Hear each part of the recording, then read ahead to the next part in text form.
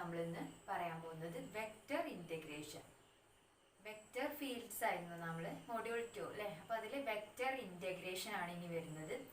അതിൽ ഫസ്റ്റ് ടോപ്പിക്കാണ് line integral. Okay, line integral. Line integral എന്ന് പറഞ്ഞാൽ സാധാരണ നമ്മൾ ഇൻ്റഗ്രേഷൻ എങ്ങനെയാണ് പറയാറുള്ളത്? Integral a to b f(x) dx അല്ലേ.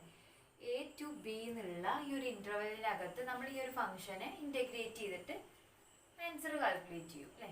ലൈൻ ഇൻ്റഗ്രൽ ആണെന്നുണ്ടെങ്കിൽ ഈ ഒരു ക്ലോസ്ഡ് ഇൻ്റർവെൽ എ ബി, ഈ ഒരു ഇൻ്റർവെല്ലിന് പകരം ഒരു കർവ് ആയിരിക്കും, കർവ് സി ഇൻ പ്ലെയിൻ അല്ലേ. പ്ലെയിനിലുള്ള ഒരു കർവ് ആയിരിക്കും. Or A space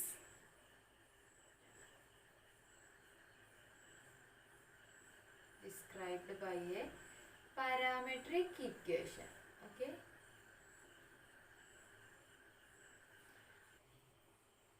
or by an explicit function.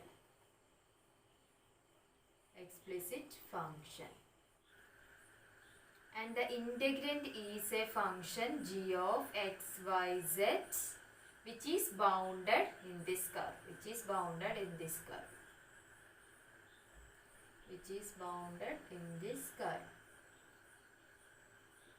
അപ്പോൾ നമുക്ക് സാധാരണ ഇൻ്റഗ്രേഷനിൽ ലൈൻ ഇൻ്റഗ്രലിനെ എങ്ങനെ പറയാം? Integral a to b f(x) dx എന്നുള്ള ഈ ഒരു ഇൻ്റഗ്രൽ അല്ലേ, അതായത് ക്ലോസ്ഡ് ഇൻ്റർവെൽ എ ബി, ഇതിൻ്റെ പകരം നമുക്ക് എന്തായിരിക്കും? ഒരു കർവ് ആയിരിക്കും. ഇൻ്റഗ്രൽ ഓവർ സി എന്ന് പറഞ്ഞ ഒരു കർവ് ആയിരിക്കും. അത് പ്ലെയിനിലുള്ള കർവ് ആയിരിക്കാം. Or space described by a parametric equation. അപ്പോൾ പാരാമെട്രിക് ഇക്വേഷനെ ഡിസ്ക്രൈബ് ചെയ്തിട്ടുള്ള ഒരു സ്പേസ് ആയിരിക്കാം. അതായത് എക്സ് ഈക്വൽ ടു അതിന് വരുന്നുണ്ട് x equal to y is equal to എന്നുള്ള രണ്ട് ഫംഗ്ഷൻ ഉണ്ടെങ്കിൽ x is equal to F of T and Y is equal to G of T എന്നുള്ള രണ്ട് ഫംഗ്ഷനിലായിരിക്കും. Or by an explicit function. അതൊക്കെ ഇനി എന്താണെന്നുള്ളത് പറയാം. G of X Y z എന്നുള്ളതാണ് ഇവിടെ integrand which is bounded in this curve. അപ്പോൾ നമുക്ക് എങ്ങനെ മാറ്റി എഴുതാം? Integral over C G of X Y z ഉണ്ടാവും അല്ലേ. അതായത് G of X Y Z ഇവിടെ ഇനി ഡി എക്സ് ഉണ്ടായിരിക്കും, ഡി വൈൻ്റെ ഡി സെഡിൻ്റെ അല്ലേ. അതിൽ ഓരോന്നിലാണ് വരുന്നത് എന്നുള്ളത് നമുക്ക് ഇനി നോക്കാം എങ്ങനെയാണെന്നുള്ളത്. അപ്പോൾ നമുക്ക് ലൈൻ ഇൻ്റഗ്രൽ എന്താണെന്ന് ക്ലിയർ ആയി. ഇനി നമ്മൾ ഈ ഒരു കർവ് അല്ലേ, സി എന്നുള്ള ഈ ഒരു കർവിൻ്റെ പ്രോപ്പർട്ടീസ് എന്തൊക്കെയാണെന്ന് നോക്കാം. കർവ് എപ്പോഴാണ് സ്മൂത്ത് ആവുക, എപ്പോഴാണ് പീസ് വൈസ് സ്മൂത്ത് ആവുക, എപ്പോഴാണ് ക്ലോസ്ഡ് ആവുക എന്നുള്ള കണ്ടീഷൻസ് ഒക്കെ നോക്കാം. Suppose C is a curve described by the parametric equation x is equal to f of t and y is equal to g of t. Okay, അതുപോലെ ഇവിടെ t വാരി ചെയ്യുന്നതിവിടെ a less than or equal to t less than or equal to b. അതുപോലെ നമ്മൾ രണ്ട് point എടുക്കുകയാണ് a and b, where a is equal to f of a and g of a. B എന്താണ്? B is equal to f of b and g of b. അപ്പോൾ എന്തായിരിക്കും? എയും ബിയും N points ആയിരിക്കും അല്ലേ.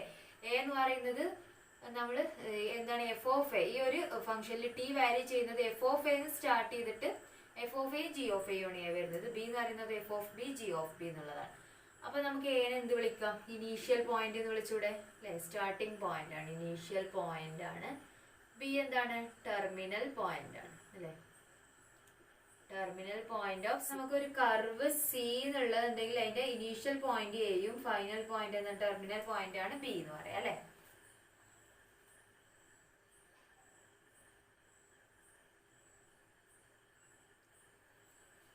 അങ്ങനെയാണെങ്കിൽ നമ്മൾ കുറച്ച് കാര്യങ്ങൾ പറയാണ്. എപ്പോഴാണ് ഈ ഒരു കർവ് സി എന്നുള്ള curve, C is a smooth curve, എപ്പോഴാണ് നമ്മൾ ഒരു കർവിനെ സ്മൂത്ത് എന്ന് വിളിക്കുക? If f dash and g dash are continuous on closed interval a B.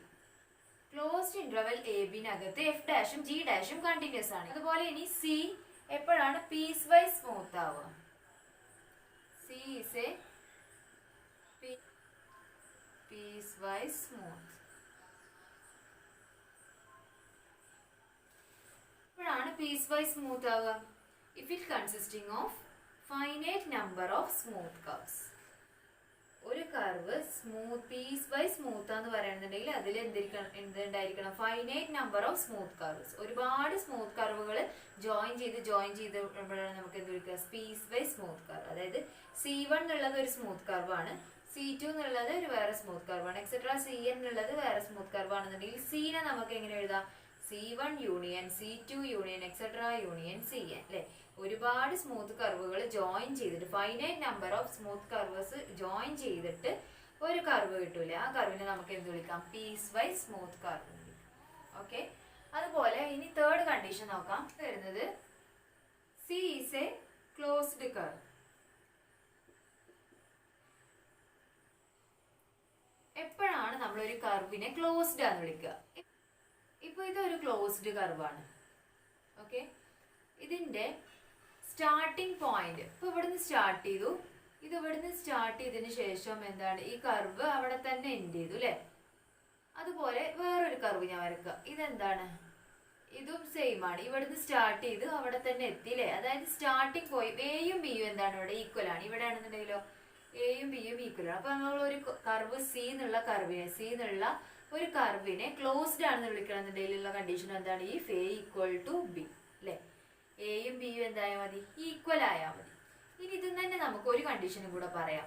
C is a simple closed curve. Simple closed curve എന്താന്നുള്ളത്, okay,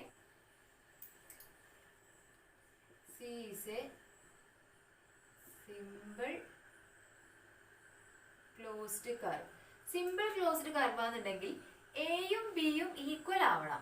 പക്ഷെ എന്താവാൻ പാടില്ല, അത് രണ്ടും കൂടി ക്രോസ് ചെയ്യാൻ പാടില്ല. അപ്പൊ ഇതെന്തല്ല, സിമ്പിൾ ക്ലോസ്ഡ് കോണ്ടൂർ അല്ല.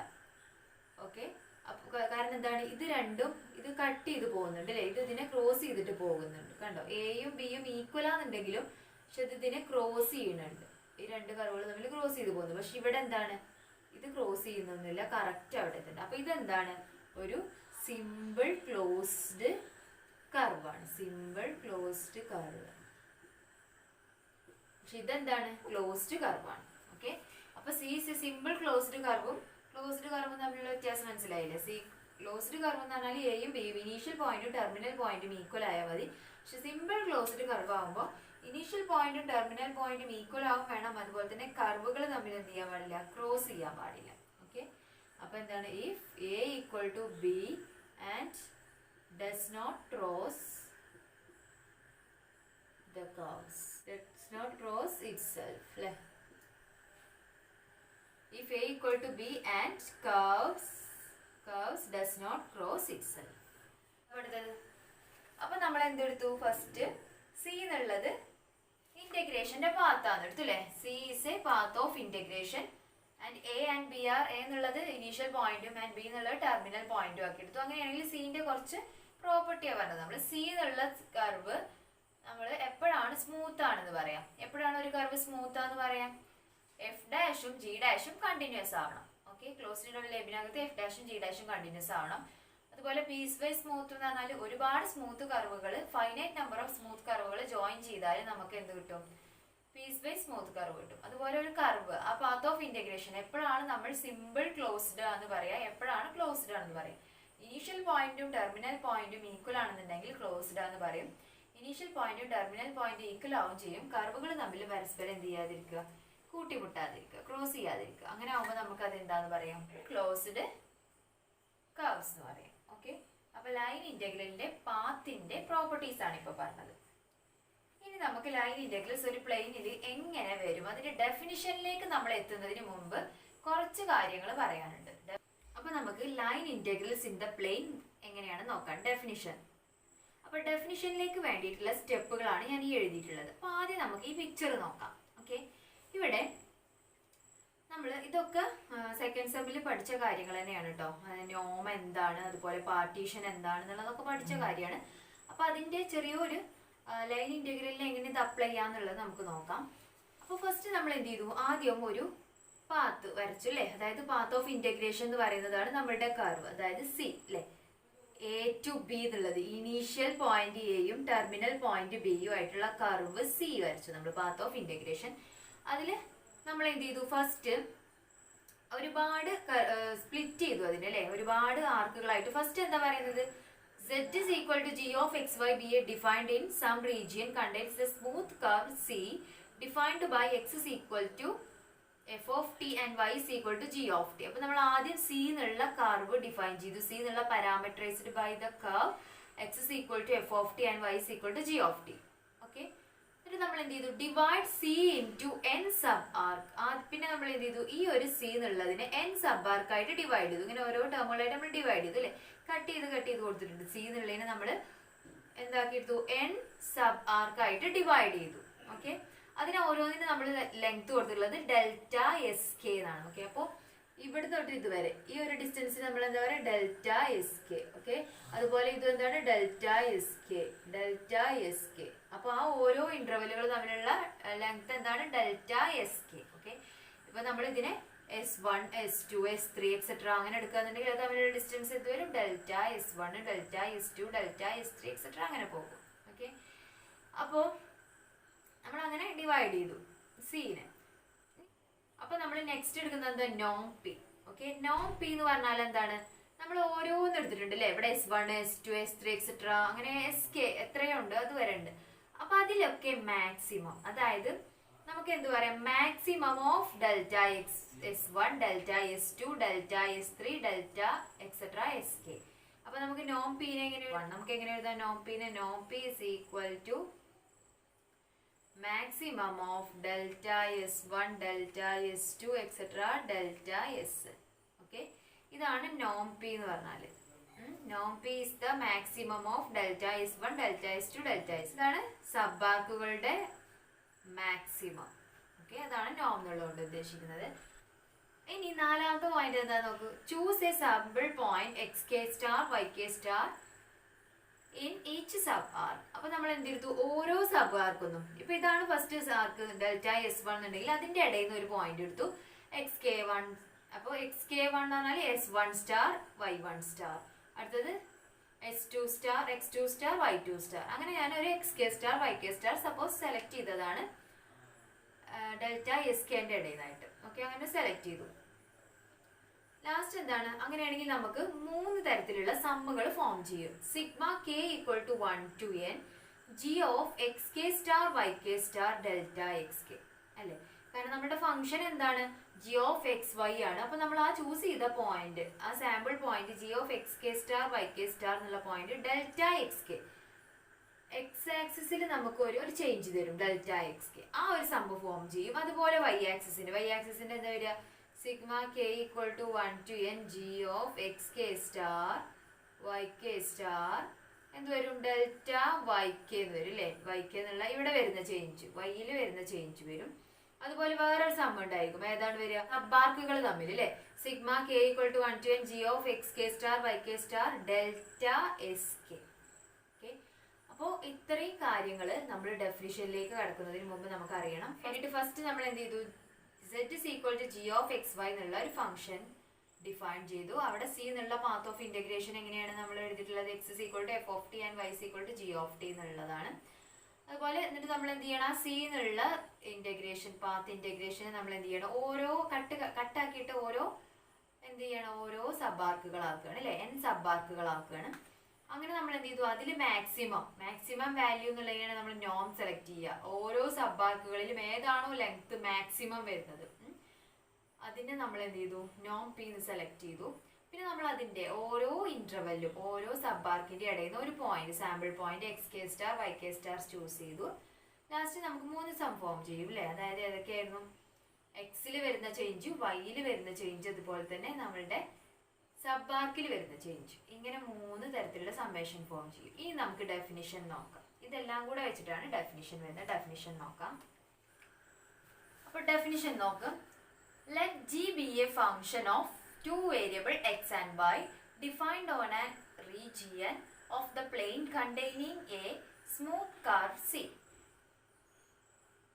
Then first പറയുന്നത് the line integral of g along C from a to b with respect to x is integral over C g of xy dx equal to limit norm p tends to 0 sigma k equal to 1 to n g of x k star y k star delta x k.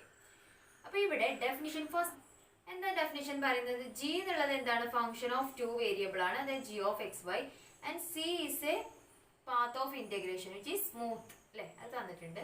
അങ്ങനെയാണെങ്കിൽ line integral over C G of X Y D with respect to X, A to B ആണ് അല്ലെ, initial point എയും terminal point ബിയും. Integral the line integral of G along C from A to B അല്ലെ, എന്ന് start ചെയ്തിട്ട് B എന്നുള്ള terminal പോയിന്റിലാണ് ഇത് എഴുതുന്നത്. അപ്പോൾ the line integral g along C with respect to d x അല്ലെ, അതായത് integral over C G of X D x എന്താണെന്നാ പറയുന്നത്?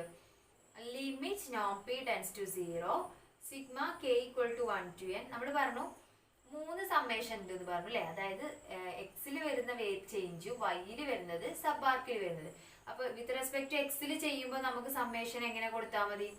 എക്സിൽ വരുന്ന ചേഞ്ചില്, അതായത് sigma K equal to 1 to n, 1 to n വരെ സീനെ എന്താക്കിണ്ട്? സബ് ആർക്ക് ആക്കുന്നുണ്ട്, n സബ് ആർക്ക് ആക്കുന്നുണ്ട്. അതാണ് 1 to n ഉള്ള സമ്മേഷൻ ഓരോ x1 അല്ലെ. ഇതിപ്പോ നമ്മൾ താഴത്തുള്ളതാ പറയുന്നത്, അതായത് ഇവിടെ x1 x2 x3 ഇങ്ങനെ ഉണ്ടെന്നുണ്ടെങ്കിൽ ഡെൽറ്റ x1 ഡെൽറ്റ x2 ഇങ്ങനെ പോകുന്നുണ്ടോ അല്ലെ താഴത്ത്.